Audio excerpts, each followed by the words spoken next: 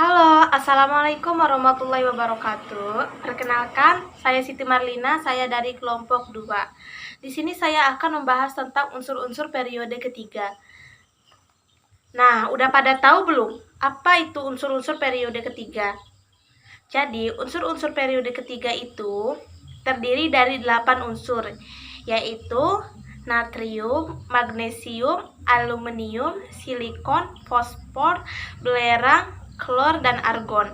Dalam unsur periode ketiga ditemukan dalam bentuk mineral, kecuali belerang. Nah, udah tahu belum apa itu belerang? Belerang atau juga disebut sulfur adalah unsur kimia dalam tabel periodik yang memiliki lambang S dan nomor atom 16. Lanjut, dalam bentuk unsur bebas dan senyawa serta argon dalam bentuk bebas. Untuk memahami lebih lanjut tentang periode ketiga, mari kita membahas tentang kelimpahan unsur-unsur periode ketiga. Oke, kita lanjut kelimpahan unsur-unsur periode ketiga. Kelimpahan unsur-unsur periode ketiga di atom dijumpai dalam bentuk senyawa mineral. Berdasarkan senyawa mineral, unsur tersebut dapat dicermati dalam tabel. Jadi, kelimpahan unsur-unsur periode ketiga ini berbentuk tabel. Sama seperti yang tadi kita bahas, unsur-unsur periode ketiga itu ada natrium, magnesium, aluminium, silikon, fosfor, belerang, klor, dan argon. Jadi di sini di kelimpahan unsur-unsur periode ketiga itu kalian tinggal membuat tabel yang berbentuk seperti ini. Maaf kalau kurang rapi ya, tapi kalian bisa lebih rapi lagi. Nah, berbentuk seperti ini, unsurnya ada natrium, magnesium, mineralnya ada NaCl, klorit. Nah, seperti ini ya. Bila ada kata-kata yang salah, mohon dimaafkan karena saya masih dalam tahap pembelajar. Assalamualaikum warahmatullahi wabarakatuh. Dadah. Hai teman-teman, Assalamualaikum warahmatullahi wabarakatuh. Perkenalkan, nama saya Elsiani. Saya akan menjelaskan tentang sifat-sifat unsur periode ketiga. Sifat-sifat unsur periode ketiga meliputi sifat logam dan non-logam, sifat konduktor listrik, sifat keperiodikan, sifat reduktor dan oksidator, dan sifat asam basa. Pertama, sifat logam dan non-logam dibagi menjadi 3 kelompok. Kelompok pertama, unsur logam, yaitu Na, Mg, dan Al. Kelompok kedua, unsur semilogam, yaitu Si. Kelompok ketiga, unsur non-logam, yaitu P, S, Cl, dan Ar. Kedua, sifat keperiodikan, unsur periode ketiga.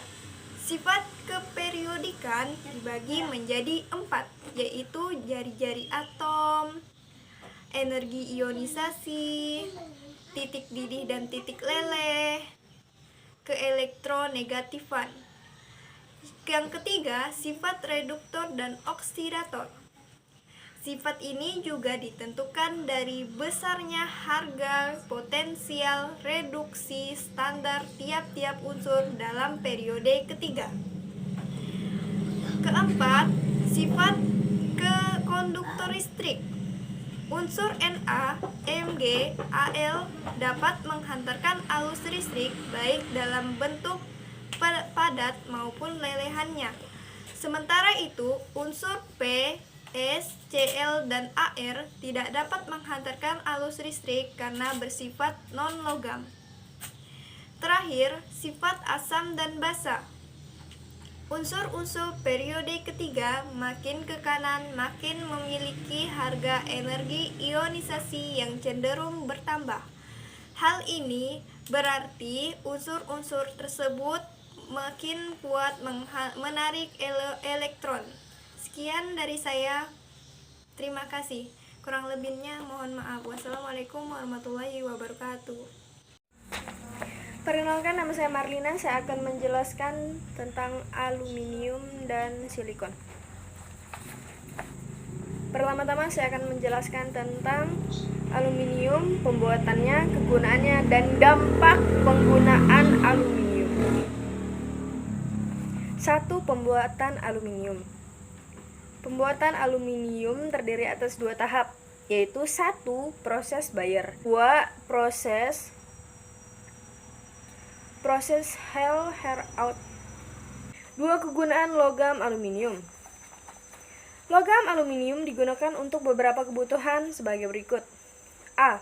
Digunakan di industri pesawat terbang karena aluminium bersifat ringan. B. Sebagai katalis pada industri plastik.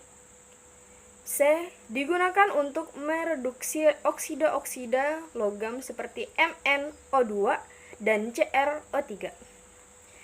Sebagai termit, yaitu campuran antara serbuk aluminium dengan oksida besi digunakan untuk mengelas baja. Itu bagian D. E. Garam sulfatnya Al2 SO4 17H2O. Tentang silikon. Pembuatannya, kegunaannya, dan dampak kegunaan silikon. 1. Pembuatan silikon. Secara komersial, silikon diperoleh dengan cara mereduksi SiO2. Reaksi reduksi ini dilakukan dalam tengku listrik dengan batang karbon atau kalsium karbida (CaC2). Sekian presentasi saya, selanjutnya akan dilanjutkan oleh anggota selanjutnya. Warahmatullahi wabarakatuh. Perkenalkan, nama saya Dera Jelita. Saya akan menjelaskan pembuatan, kegunaan, dan dampak penggunaan unsur-unsur periode ketiga. 1. Pembuatan logam natrium. Garam natrium klorida merupakan sumber utama untuk memperoleh logam natrium. Selain itu, NaCl sendiri dapat dibuat dengan cara mereaksikan logam natrium dengan gas klorin sesuai persamaan reaksi. 2NaS ditambah Cl2g 2NaClS. Selain dari garam NaCl, logam natrium juga dapat diperoleh dari oksidasinya seperti Na2O atau dari mineralnya yaitu kriolit Na3AlF6. 2. Kegunaan natrium. Berdasarkan sifat reduktornya, logam natrium digunakan untuk mereduksi lelehan KCl. Proses reduksi ini bertujuan untuk memperoleh logam kalium. 3. Dampak penggunaan logam natrium. Meskipun natrium merupakan mineral yang penting bagi tubuh, kebanyakan mengkonsumsi natrium dapat merusak ginjal dan meningkatkan kemungkinan tekanan darah tinggi. Natrium hidroksida dapat mengiritasi kulit, mata, hidung, dan tenggorokan. Akibat yang paling parah dari natrium hidroksida yaitu sulit bernapas, batuk, bronkitis, kerusakan kulit, dan kehilangan penglihatan. Kegunaan logam magnesius. Logam magnesius digunakan untuk membuat paduan logam atau oil, lakur. Beberapa logam yang banyak digunakan untuk membuat lakur dengan magnesius adalah Al, Zn, dan Mn. Dampak penggunaan magnesius. Mengkonsumsi suplemen magnesius secara berlebihan dapat memicu kelemahan otot lesu dan kebingungan. Paparan uap magnesius, oksida, hasil pembakaran, pengelasan, atau pencairan logam dapat mengakibatkan berbagai keluhan seperti demam, menggigil, mual, muntah, dan nyeri otot. Serbuk magnesius yang tercampur udara juga dapat mengakibatkan ledakan. Sekian penjelasan dari saya, selanjutnya akan dijelaskan oleh anggota berikutnya. Assalamualaikum warahmatullahi wabarakatuh. Perkenalkan, nama saya Dava Ditya. Di sini saya akan menjelaskan atau melanjutkan penjelasan materi yang telah disampaikan oleh teman-teman saya sebelumnya. Tidak perlu lama lagi, saya akan menjelaskan secara detail atau secara singkatnya saja ya. Oke, untuk bagian E, fosfor bisa disebut dengan P. Ada 3 proses, yaitu pembuatan, kegunaan, dan dampak penggunaan fosfor.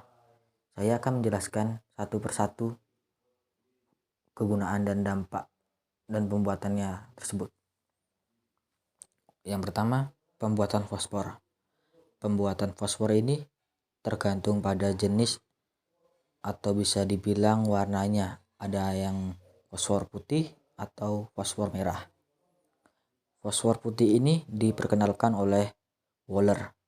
Yang kedua, fosfor merah.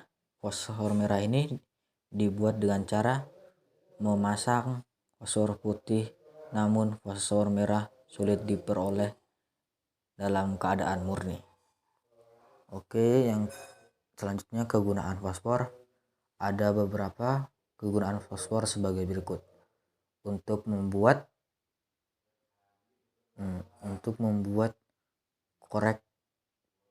korek api dari industri.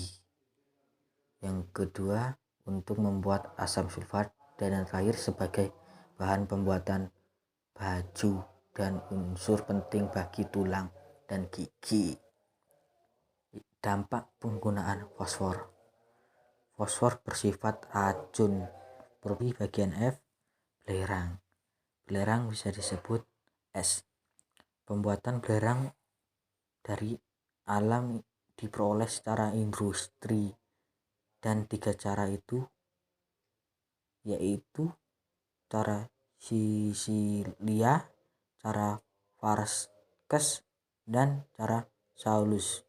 Kegunaan belerang. Ada 3 kegunaan: sebagai bahan baku pembuatan sulfat, sebagai bahan baku korek api, dan proses vulkanasi karet. Oke, yang terakhir saya akan menjelaskan dampak penggunaan belerang. Dampak penggunaan belerang dapat mengakibatkan pencemaran lingkungan dan ekosistem alam. Nah, jadi cukup sekian yang saya sampaikan. Mohon maaf apabila ada salah kata atau kata-kata saya yang tidak jelas. Mohon maaf. Wassalamualaikum warahmatullahi wabarakatuh. Sekian, terima kasih.